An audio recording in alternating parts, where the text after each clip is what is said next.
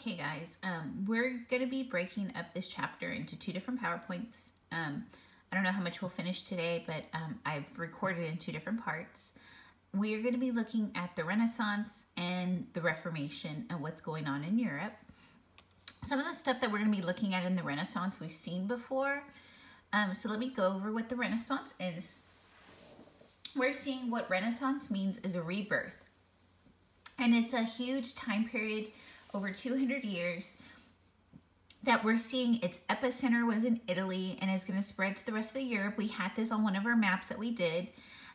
All the Renaissance is, it's a rebirth of creativity, of political, social, economic, and cultural thought. So we're going to see architectural stuff bring back from Greco-Roman. We're going to see political thought from Athenian society. We're going to see cultural rebirth. And so we're going to see also this whole humanistic focus on worldly subjects rather than religious issues. And we see the birth of the humanities, which focuses on literature and history. So it starts in Italy, and y'all had drawn this on your map previously. And we've seen Italy has always been an epicenter of culture. We're going to see that Roman architecture, statues, coins, inscriptions are going to they're still existing in Italy, and this is where we're going to come with our inspiration from that in the new Renaissance. So the Italian Renaissance really starts with the families. We know that if I go back to this map, in Italy, a lot of our merchants are here. They're trading with those Middle Eastern merchants of the Ottoman Empire, and they're bringing stuff into Europe. And so they're becoming really wealthy. They're charging people astronomical prices for goods. And we know that that's what's going to lead the Portuguese and Spanish to go out and explore so they could undercut the Muslim and Italian merchant. So we're going to see these in Florence, these very rich merchant families start to emerge. And we're going to see the creation of a city-state.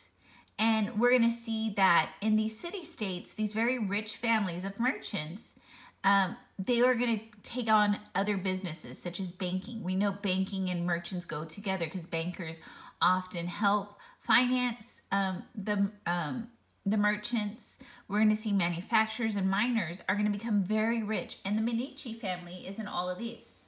And so they'll gain control of government. Along with all of this stuff, the family will also start to look at bringing in the arts. Because that's what most people do with extra money, is they go out and they get cultural with their stuff. So many of y'all probably get cultural because you probably go to concerts, you probably go to plays, you probably buy certain art stuff for your room. And so this is what the Medici family is going to do, but they're going to take it to a higher level. We're going to see they're going to start to bring in poets, architects, painters, and they're going to basically shape how the Renaissance art is going to be done, because whoever they patronage, and what patronage means, whoever they become a patron, that means that you donate money to that artist so that they could be able to do their art. So they're basically, this Medici family is what's going to guide what Renaissance art is really going to be. We're going to see in the arts movement, they're really going back to Greco-Roman artwork. They're looking at three-dimensional figures. They're creating architecture that goes back to the domes that we see. Remember, we saw in Hagia Sophia. And they're also bringing back the columns that we've seen. And so Brunelleschi is going to do this dome, which we've seen before. It's after the Pantheon in Rome. We saw this previously. So here's the inside of the dome. We also see Leonardo da Vinci. He is going to be one of these Renaissance man. Not only is he an architect, but he does tons of other things. He's into music, architecture, engineering, anatomy. He does two famous paintings, which we've seen before. It was on our last test, Mona Lisa and The Last Supper. We've talked about Michelangelo. Michelangelo, he did the statue of David, and he did the Sistine Chapel. So we've seen this before. So here's the Sistine Chapel, and just images. And then the David, I'll save you from that nudity today. We're going to see Raphael. He does the School of Athens, bringing back that Athenian political structure. We also see there's Renaissance writers. We see these Renaissance writers basically do how-to books. They start looking at like civilization. So that's what Bartolomeo Castiglio, I just butchered that, Castiglione starts in his books of the court here. He looks at what is to be a virtuous member in society. What does it look to be in the court? What type of behavior? What should you have studied? The other guy, Niccolo Machiavelli, he writes the book The Prince. And this is going to gain immense following. We're going to see it talks about politics and how do you maintain power. So a lot of important leaders have read The Prince by Machiavelli. And these two books guide our upper classes' involvement in politics. There's some other humanists at this time. Praise of the Folly that's done really focuses on moral behavior, but using humor to expose the ignorant and immoral stuff that's going on. So I kind of relate this to, if you ever see any of those night shows, like Jimmy Fallon or Trevor Noah, and they use humor to expose what's going on, immoral behavior in politics. This is what Praise of the Folly is kind of like. The last guy we have to talk about is Thomas More, and he writes Utopia. Basically, and we know the word utopia, it's ideal. And he describes an ideal society where women and men are equal. And we know we've been talking about since early agricultural society that there's always been a patriarch society. Men have been superior to females. And Thomas More is really challenging that patriarchy in the utopian novel. We see some other Renaissance writers, which this guy you're probably more familiar with, William Shakespeare. He becomes an influential writer. He's a poet. He's a playwright. And many of his plays are still formed around the world today, which I think y'all read last year, Romeo and Juliet, which we were talking about at the before break. Another guy in Spain that becomes a famous author is Miguel Cervantes. I don't know if y'all read Don Quixote, but it talks about medieval chivalry, which we've talked about before, and this whole romantic notion of what a novel is. We also get the printing revolution with Johann Gutenberg, who basically makes movable type. The first movable type book that he gets done is the Bible. Now with movable type, printing is faster, so the price of books decline in price, which will lead to a higher literacy rate in the Renaissance. Okay, so we just talked about the Renaissance. What we're going to look at is the Reformation, reform, fixing. So during the Renaissance, we're going to see that many of the people were looking outside of religion. And people begin to look at the church and start to realize, well, this place that's supposed to be very moral and prestigious is not. The clergy began to be accused of corruption, from having marriages to fathering illegitimate children to abuse of powers, taking in money. And so the popes are maintaining lavish lifestyles that are unbecoming of the notion of what we had of a pope living very in poverty and being pious. And so this led to the popes, if they wanted to live this lavish lifestyle, that they started to charge fees for marriages and baptisms to pay for their lifestyle.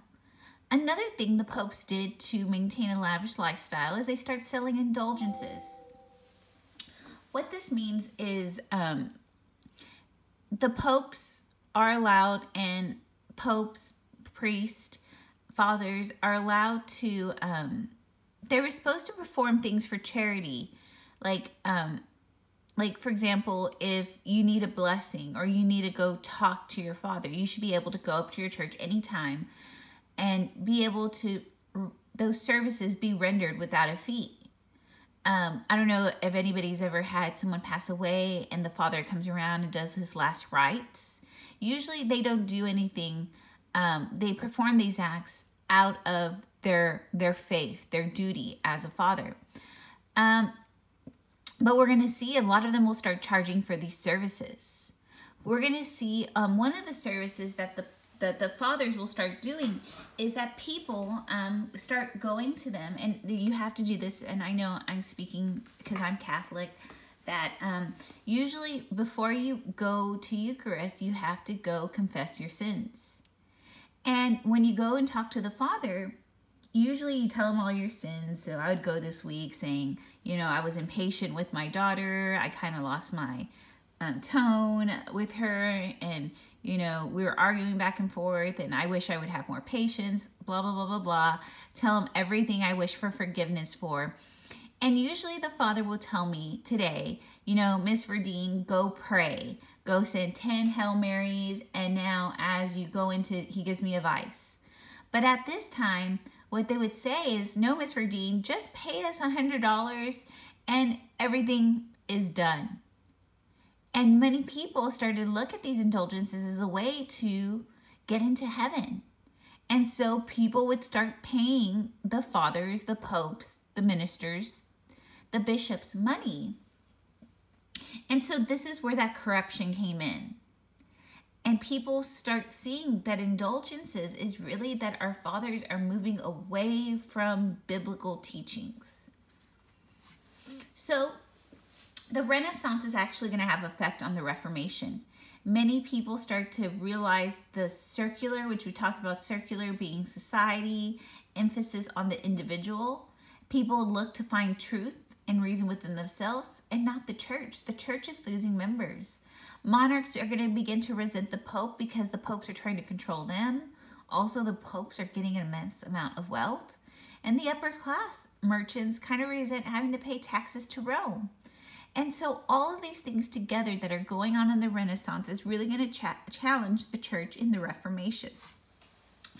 The main catalyst to the Reformation was this guy named Martin Luther. He's a German monk, and he starts to find fault with the Catholic Church. And so as he starts finding these faults, he starts writing a list, just a list of everything that he thinks that the church has done wrong. Eventually, this list becomes an essay called the 95 Thesis. It becomes his formal statements of everything that the church is doing wrong. He talks about the pardons, about the indulgences, about the rich being able to buy their way into the church. So he eventually will print this on October 31st, 1517. Gosh, I'm sorry with the dates. He posted it on the church's door. And this is what's going to start the Reformation. He's the guy who brings up all the problems of the church. And many people are going to jump on his bandwagon saying, yeah, the church is a little bit overwhelming. It's a little bit overpowering. The church is being hypocritical. And so Martin Luther is going to influence, and he starts the Reformation. Several of his ideas that will be important is the first one is going to challenge the indulgences, that people were buying their way into heaven. He says, no, you don't have to pay to get your way in heaven. The only way you can win salvation is a gift from God, God's forgiveness. God has the authority. God is the true person who lets you into heaven, not the minister, not the father, not the church. You do not have to pay those indulgences. God is the only one who could forgive.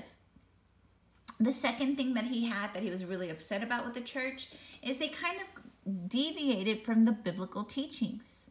And he's saying, no, you can't buy your way into heaven. Only God gives it to you. And then churches should be based on the words of the Bible. The last thing, he says all people were equal. We're seeing in the Catholic Church, if you're rich and you're a merchant and you're of the upper class, you often got away. You sat in the front of the church. You got to wield power within the church. Well, Martin Luther is going to challenge that and say all people are equal in the eyes of God. And so a lot of these ideas you see right here are basis of our modern day church. So because Luther does challenge the church, he's excommunicated by Pope Leo X. Charles V, who's the emperor of the Holy Roman Empire, summons Luther to a trial. And they ask him, those ideas that you've come up with, everything in the 95 Thesis, please just say it's not true. Say you do not believe that. Recant your statements, but he refuses. So in the Edict of Worms, Luther is considered a heretic, and he's excommunicated. He's outlawed, and no one is allowed to help him. He's really threatening the church, but this is what's going to lead to the foundation of other churches being created. So Luther's going to create his own church called the Lutheran Church, which will be based off his ideas. And we're going to see in the Lutheran Church, the priests are not going to be like our Catholic priests, who are very ornate in what they wear. They're just going to wear plain clothes. They're not going to be called fathers, but they'll be called ministers. The minister is allowed to marry, which is very different than the Catholic Church. And sermons will be given in the vernacular, the language of the people of the area, not in Latin. So Luther is challenging the church authority. He's saying we are not going to be materialistic. Our priests will look like common men. We're not going to make them have celibate lives. And we're going to reach to our people in their language to make religion viable for them. So we're going to see that Luther's going to affect the peasants. They're going to be... Sorry, guys, I have no clue why that went down.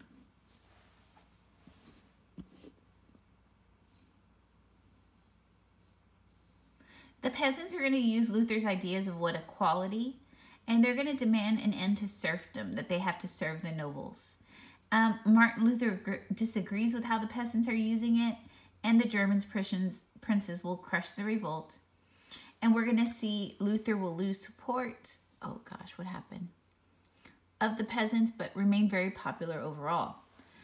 Luther and his people will eventually have issues with the church. I'm sorry, guys. My camera has gotten crazy. Let me fix this. I think that's now. Okay. Sorry, guys.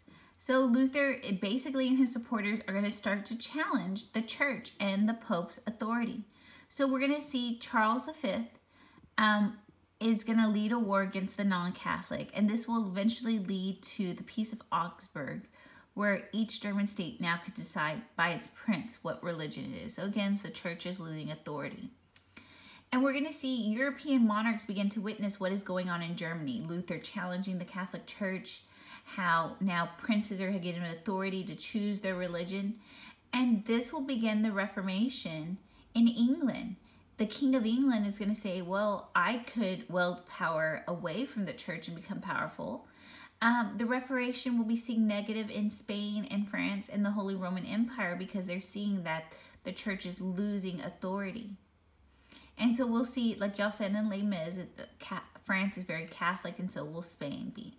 So in England, this is where I'm sorry, guys. It's like we're having an earthquake over here on this side with this camera. Okay. In England, this is going to lead to a war, the War of the Roses, which represents what family is going to control. Is it going to be the York family or the Lancaster family, which we know as the Tudors? And it's just a different war with one side having one rose, the other side having another rose. This will be famous in Henry the Sixth, Shakespeare's play. And so the Lancasters, the Tudors, win.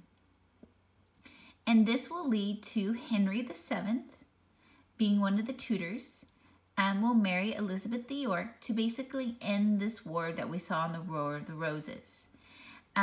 We see Henry defeated her dad, and we will see that the War of the Roses ended with their marriage. They will form a relationship and to end the war. So what will happen, we will see this in Spain, that Arthur and Catherine of Aragon do marry to unite their empire. So this leads us to a guy y'all probably know, Henry VIII. I don't know why we can't see the title. There you go. Henry VIII is Henry VII's son, but actually Henry wasn't supposed to be. He's the second son of Henry VII. The first son, Arthur, dies. He's the one who married Catherine of Aragon. And we're going to see when Arthur dies, Henry, now the second son, who was the spare, becomes heir to the throne. He is now king. And so what will occur is they want to keep this relationship with Spain.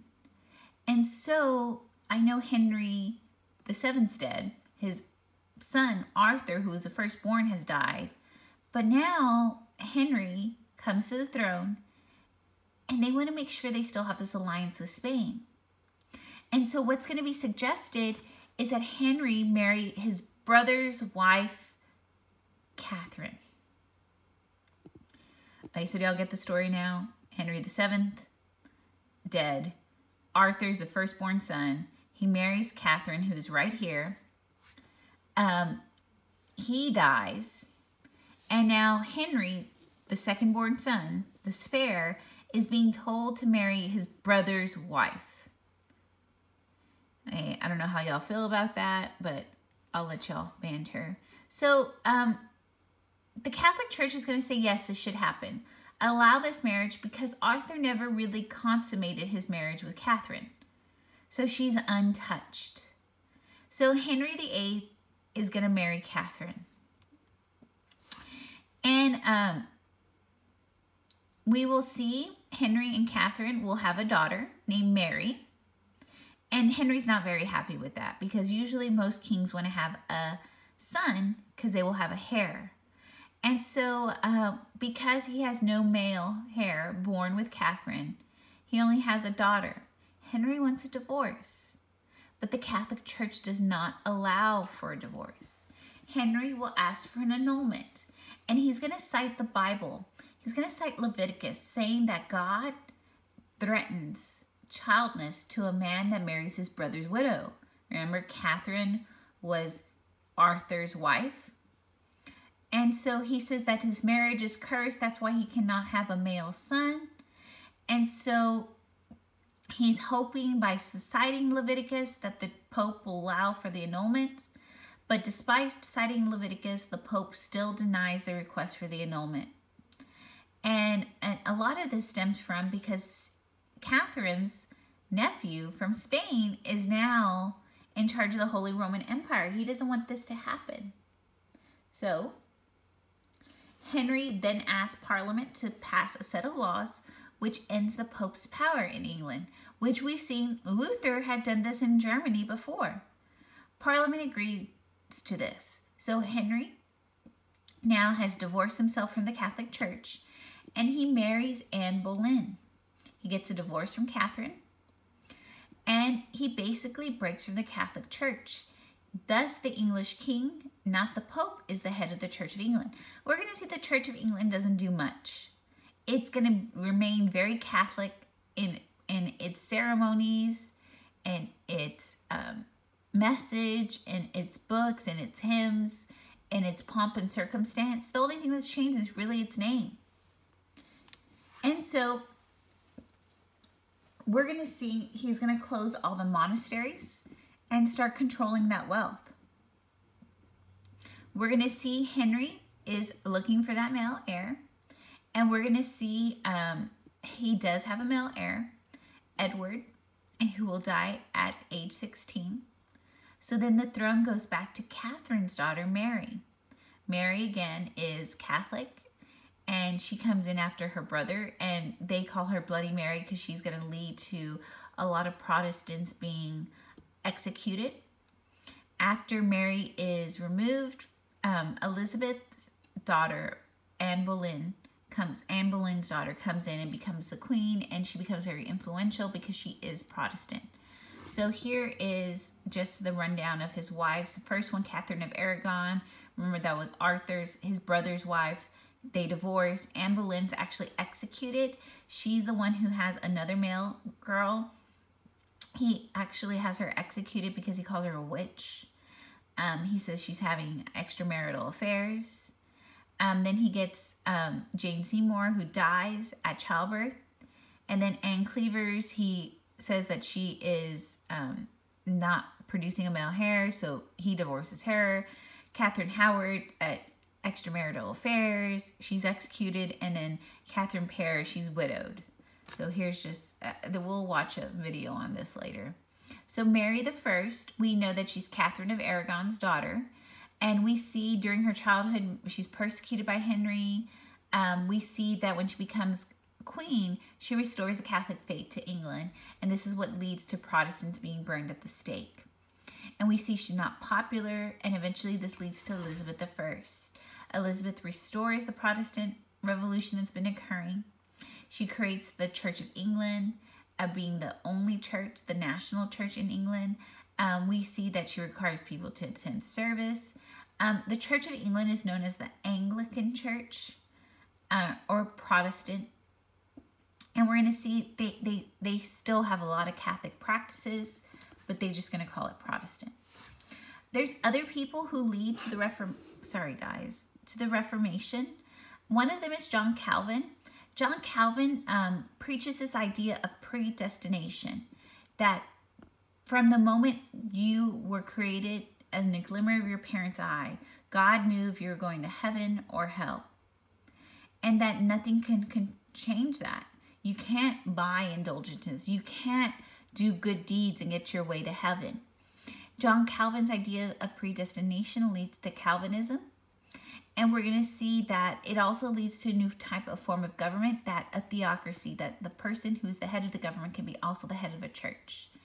And then we see John Knox, who's a Presbyterian church, and we're not going to talk more about him. But the Catholic Church is realizing that it's losing power. So it's going to implement the Counter-Reformation, where it's going to try to gain loyalty of people back to the church.